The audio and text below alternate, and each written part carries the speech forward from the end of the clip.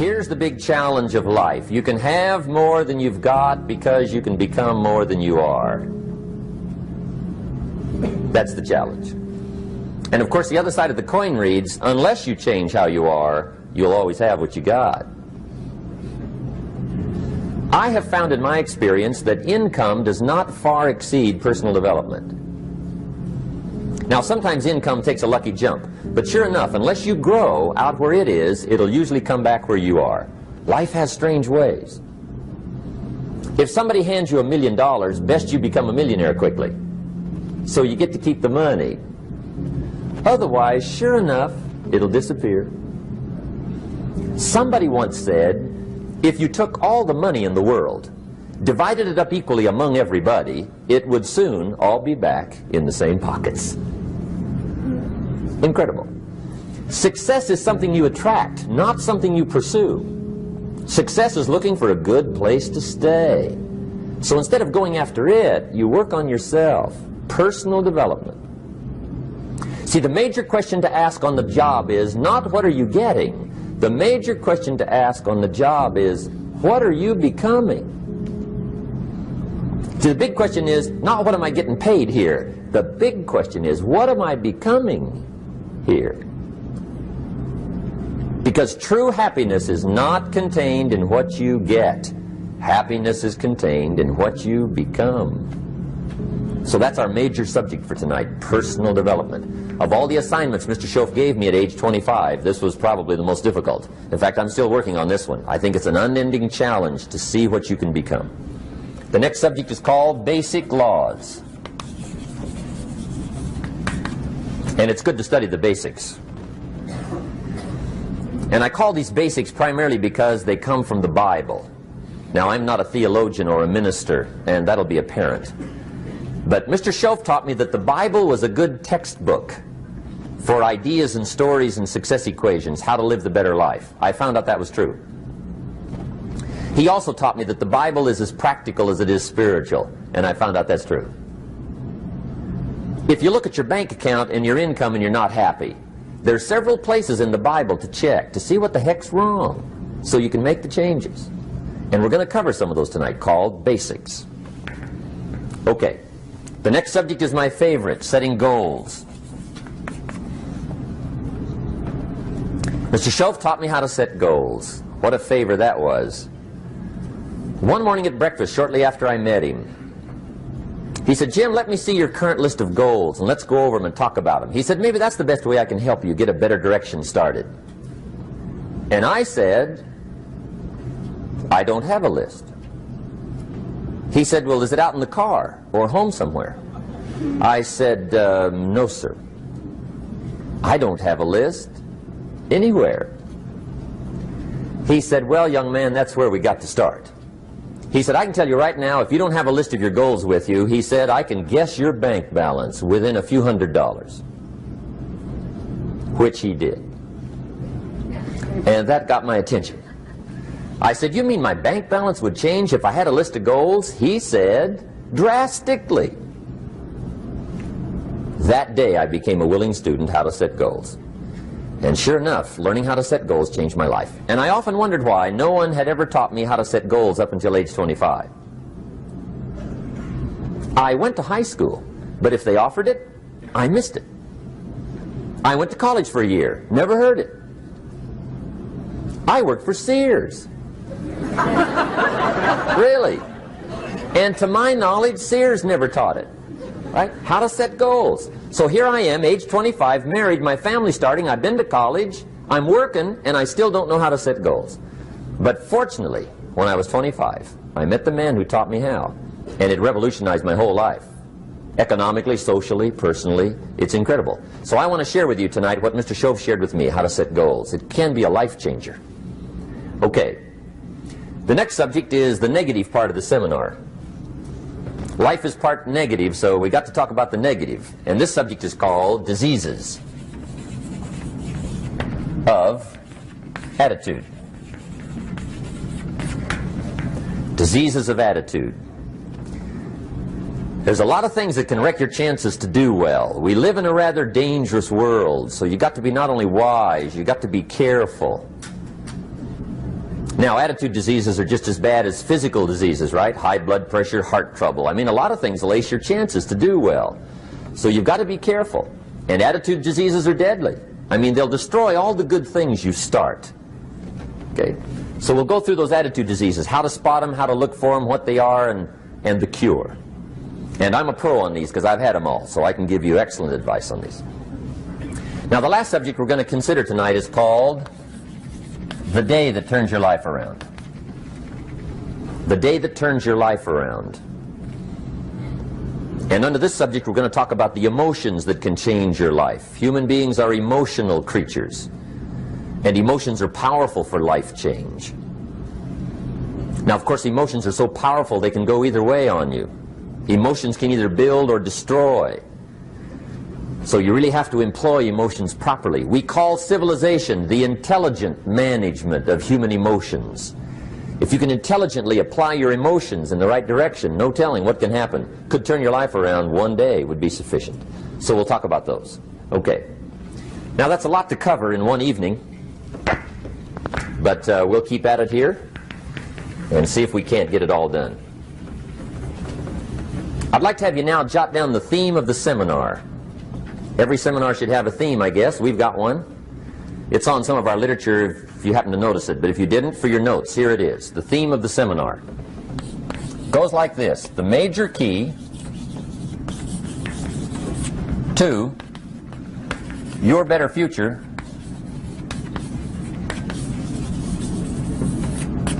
is you. That's the theme of our seminar tonight. The major key to your better future is you.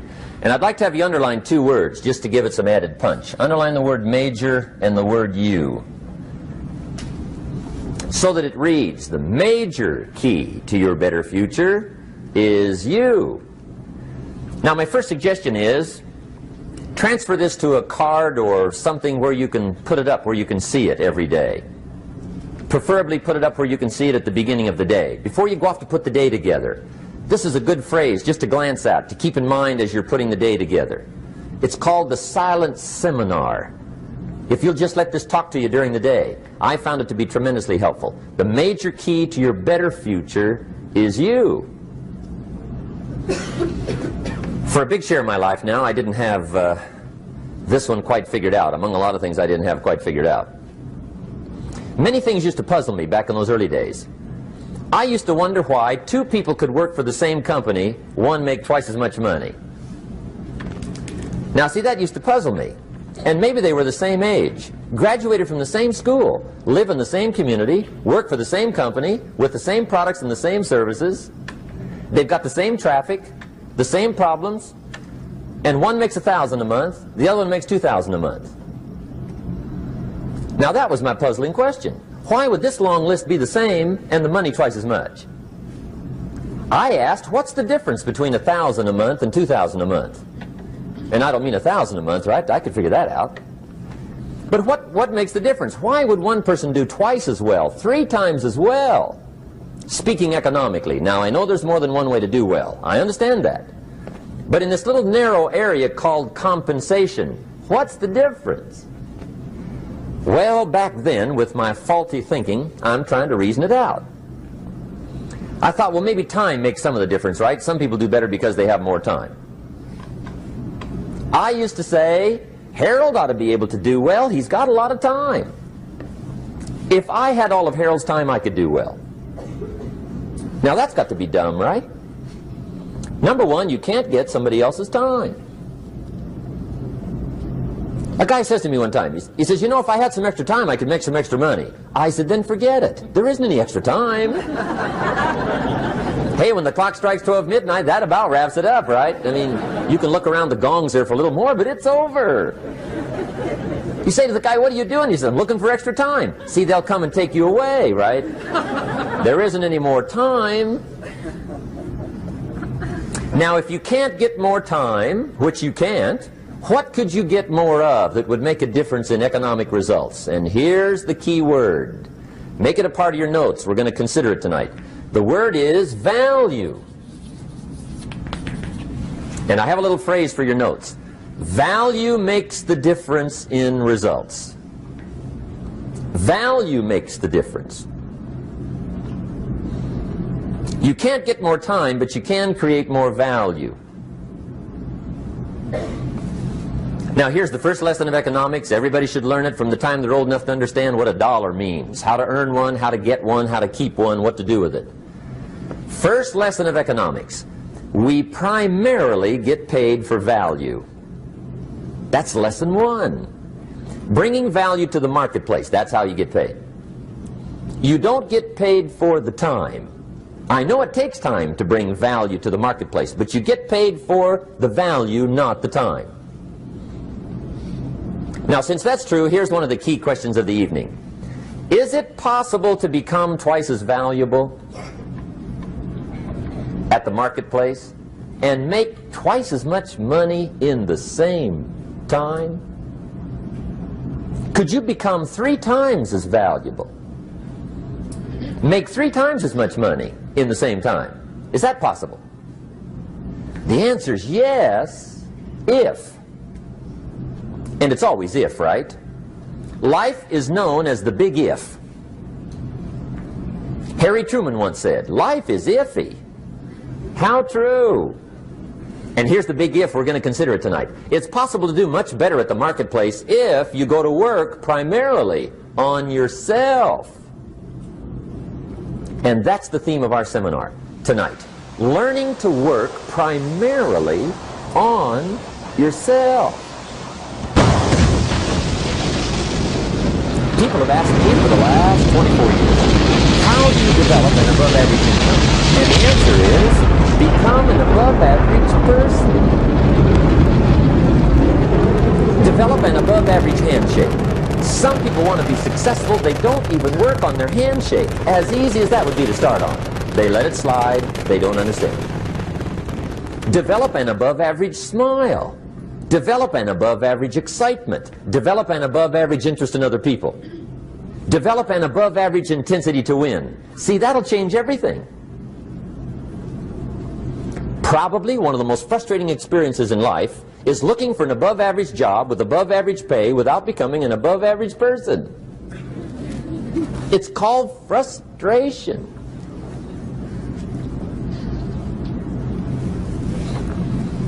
And Mr. Schoaf gave me probably the greatest clue he gave me when I first met him.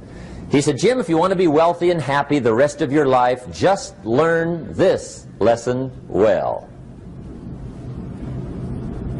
He said, learn to work harder on yourself than you do on your job.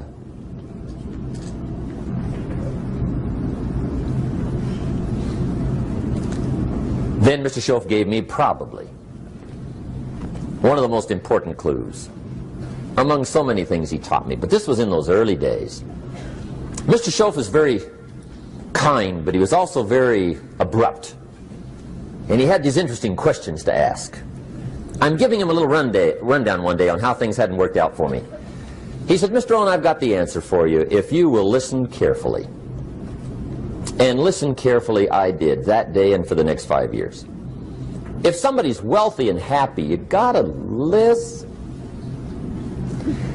He said, Jim, I've only known you a short time.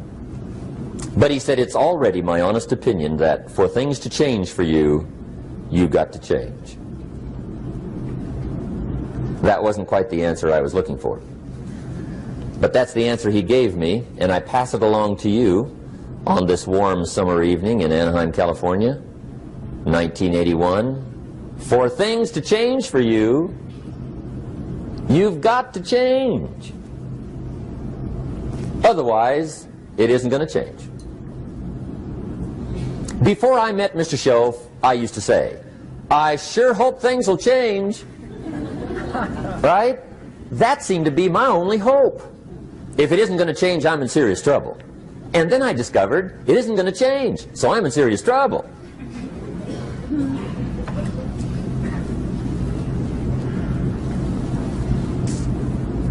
See, I can tell you what the 80s are going to be like. You have dropped into the right place. I did a seminar one time for Standard Oil executives and management in Honolulu.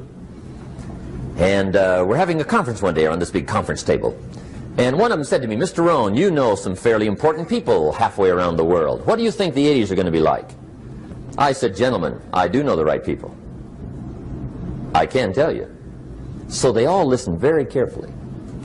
And I said, gentlemen, based on my wide experience, I can really honestly say to you, in my opinion, in the 80s, it's going to be about like it's always been. Aren't you glad you came? That's inside. I don't pass that around just everywhere. Now, of course, I said that to make a point, but I also said it because it's accurate. It's going to be about like it's always been. It isn't going to change. The tide comes in, and then what? It goes out. For 6,500 years that we know of, recorded history, and probably long before that. So it is not going to change.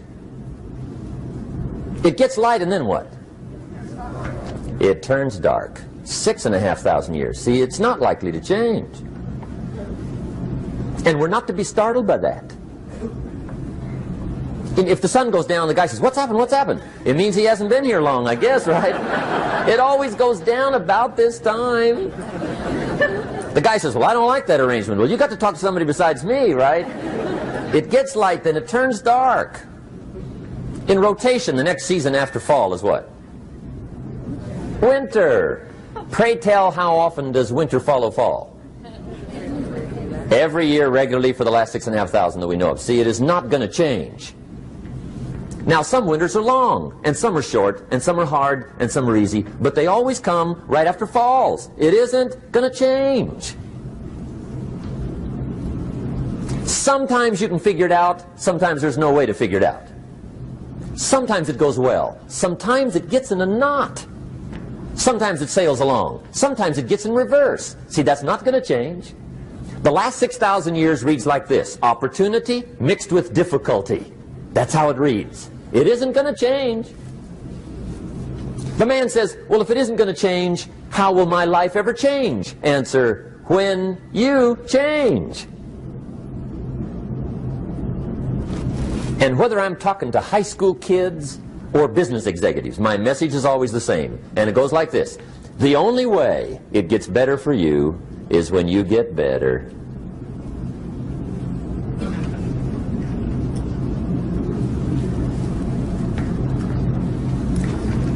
Let me give you the 4 major lessons in life to learn. Here's 4 majors. It's good to study the majors. In our weekend seminar we teach. Some people don't do well because they major in minor things. You've got to be on the lookout. At the end of every week, end of every month, you've got to check, make sure you're not spending major time on minor things. Okay, we go through that whole series. Majors and minors. Now, let me give you 2 phrases before we get to the 4 majors. This will set it up and you'll see where I'm going. 2 key phrases for your notes. Here's the first one. Life and business is like the changing seasons. That's the first phrase. Life and business is like the changing seasons. One of the best ways to describe life, it's like the seasons. Frank Sinatra sings, life is like the seasons. Now here's the second phrase. Very important. You cannot change the seasons, but you can change yourself. You can't change the seasons, but you can change yourself. And see, that's how life gets better for you, not by chance, but by change. Now, here's the 4 major lessons in life to learn. I've got my first book finished. Came out a couple of weeks ago. This is in it. The 4 major lessons in life to learn. Here they are. Number 1, learn how to handle the winters. That's lesson 1. They come right after falls with regularity. Some are long and some are short and some are hard and some are easy, but they keep coming. You must learn to handle the nights. They come right after days. You must learn to handle difficulty. It comes right after opportunity. You must learn to handle recessions. They always follow progressions. For the last 6,000. See, it isn't going to change. The lesson you must learn is how to handle it. And there's all kinds of winters, right? The winter when you can't figure it out. The winter when it all goes smash. The winter when it turns belly up. The winter when it won't work, when you've run out of money and you've got a broken heart. See, those are winter times. There's all kinds. Economic winters, social winters, personal winters. When your heart is smashed in 1,000 pieces and the nights are unusually long, your prayers seem to go no higher than your head. It's winter time. Barbara Streisand sings, "It used to be so natural to talk about forever, but used to be's don't count anymore. They just lay on the floor till we sweep them away. You don't sing me love songs, and you don't say you need me, and you don't bring me flowers anymore." A song of winter. But see, the disappointments come. Those are normal. That's part of life. But the question is, how do you handle it? How do you handle the coming winters and the disappointments and the down times? Well, you can't get rid of January by tearing it off the calendar. But here's what you can do. You can get stronger, you can get wiser, and you can get better. The winters won't change, but you can. And that's how life changes for you. See, before I understood when it was winter, I used to wish it was summer. I didn't understand. When it was hard, I used to wish it was easy. I didn't know. And then Mr. Schoaf gave me a part of his very unique philosophy when he said, "Don't wish it was easier, wish you were better." See, that triggered my whole life change. Don't wish for less problems. Wish for more skills. Don't wish for less challenge. Wish for more wisdom. That's the key. So that's lesson 1. Learn how to handle the winters. Here's lesson 2. Learn how to take advantage of the spring. That's the second one. Spring is called opportunity. And spring follows winter. What a great place for it. If you were going to put it somewhere, that'd be the place to put it, right after winter. And pray tell, how often does spring follow winter? Every year with regularity, 6,000. You can almost count on it. See, opportunity always comes. Days follow nights. Isn't that terrific? Opportunity follows difficulty. But here's what you must learn to do. Underline these 2 words in that key phrase. Take advantage. Underline those 2. You must learn to take advantage of the spring. See, just because spring rolls around is no sign you're going to look good come fall. You got to do something with it.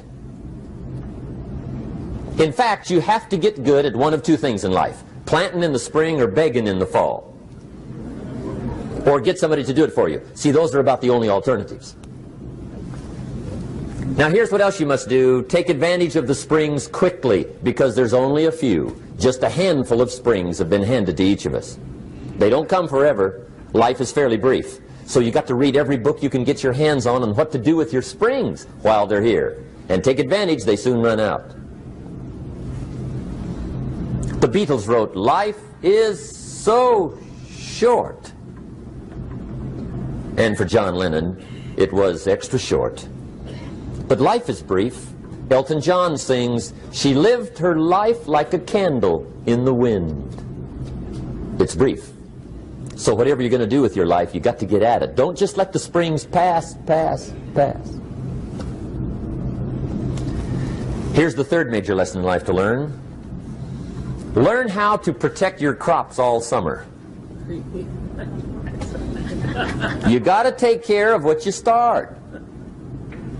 Sure enough, as soon as you've planted your garden in the spring, the busy bugs and the noxious weeds are out to take it. And here's the next bit of truth. They will take it unless you prevent it. And that's the third major skill to learn. You've got to learn to prevent the intruder from taking all the good you start. It's one of the challenges. Here's two key phrases under number 3. First one, all good will be attacked on this planet. Maybe not the next one we get to, but on this one, all good will be attacked. Every garden will be invaded. Not to think so is naive. And here's the second phrase.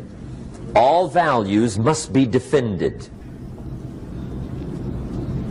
Political values, social values, community values, family values, marriage values, friendship values, business values. Every garden must be tended all summer. Third major lesson. Now here's number 4. Fourth major lesson in life to learn. Learn how to reap in the fall without complaint. Learn to reap come harvest time without complaint. Take full responsibility for what happens to you. It's one of the highest forms of human maturity, accepting full responsibility. It's the day you know you've passed from childhood to adulthood, the day you accept full responsibility. And another note, learn to reap in the fall without apology. Without apology if you do well, and without complaint if you don't. That's maturity. I used to have that long list of reasons why I wasn't doing well. To explain. You got to explain, right? Otherwise you're going to look bad. I used to have this funny list called Reasons for Not Looking Good.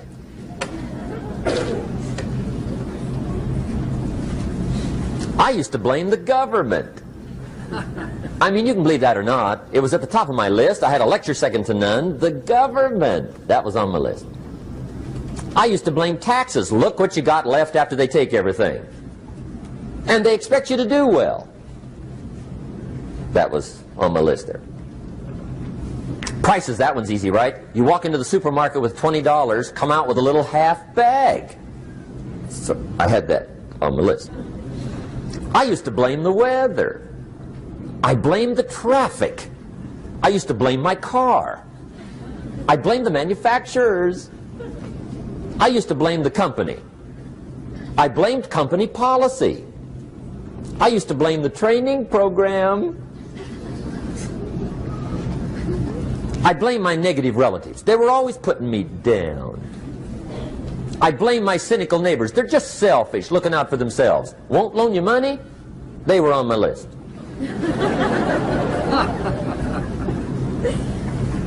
I used to blame the economy. I blamed the community. That's a pretty good list for not doing well, isn't it? I thought it was good.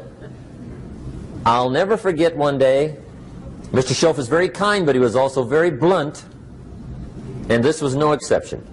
And I'm glad he was blunt. There's a lot of things I'd have missed if he hadn't have been blunt. One day, with sort of a curious look on his face, he said, "Jim, just out of curiosity, tell me, how come you haven't done well up until now?" Excellent question. I thought, well, so I won't look too bad, I'll go through my list. And this list I just gave you, I put that on him. And he was very patient. He let me go through the whole thing, the government, the weather. I went through this whole thing. When I finished, he looked my list over very carefully. He said, "Mr. Rohn, big problem with your list. You ain't on it." How brilliant.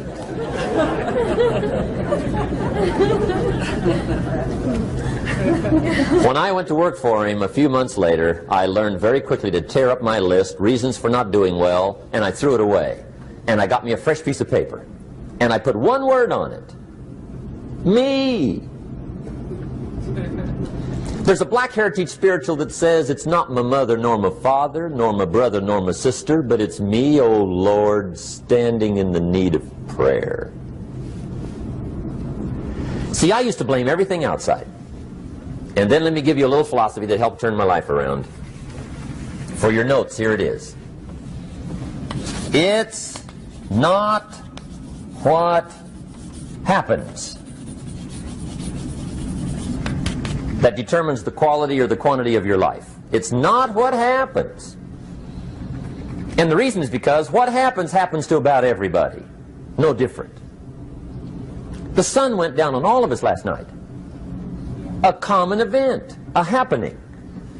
And I found out that the same things can happen to two different people. One gets rich and one stays poor. Why is that? It's because it's not what happens, but rather it's what you do that changes everything. So that's a key phrase. It's not what happens, it's what you do. What happens is about the same. You might put that in parentheses here. Same. What people do, that's what's different. Anything can happen, right? Everything can happen. I've heard all the stories. I've been one of the stories. Hey, we could all tell stories all night long, right? Happenings. Anything can happen. Have you heard of Murphy's Laws? Anybody here heard of Murphy's Laws? Okay, most of you have. Murph had these laws. One of them was, if anything can go wrong, it will. That's one of Murphy's Laws. He was not one of the great positive speakers of the day. But anyway, it's still true though, right? Anything can go wrong, everything can go wrong. For sure. I've fallen out of the sky so many times. Once to the tune of a couple of million. Devastating. Took me a while to survive that one. Now, it wasn't all that much, but it was all I had. Right? I mean, that's when it's much, right? When it's all you got. If you got 3, 2 go, you got 1 left, you ain't looking that bad. But when it all goes, has anybody been there when it all went? Anybody? Come on, the rest of you liars. Go ahead. Hey, we've all been there, right? When it all went. Of course, it used to be a long time ago, right? When you ran out of money, got to 0, you were all through. Heck, now you can whistle right on by 0, right? I mean, they will bury you. That's what they will do.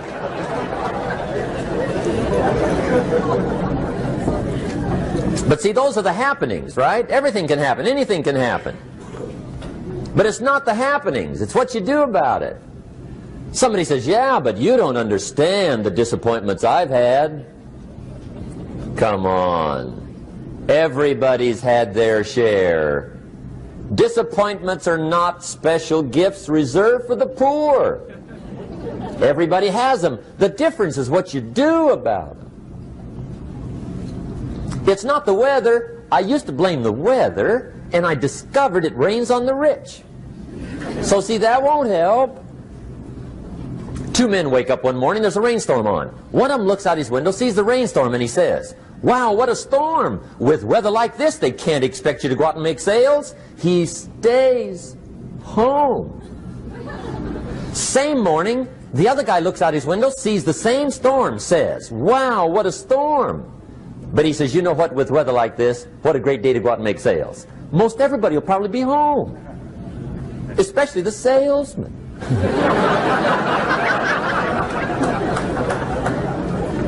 See, that's the difference in how your life works out. It's not what happens, it's what you do. So here's one of the key questions of the evening. Starting tomorrow, what are you going to do that'll make a change in your life's direction? Good question. What are you going to do starting tomorrow that'll make a difference? Now see, if you don't do something starting tomorrow that'll make a difference, guess what? It's gonna be the same. And see, that way you can guess what the next 5 years are going to be like. Look at the last 5. Because the next 5 are going to be like the last 5 unless you, major key, tomorrow, change it all. Or change a little, or change something, or don't change. It's choice time. You can do whatever you want. But it's nice to know any day you wish you can change your whole life.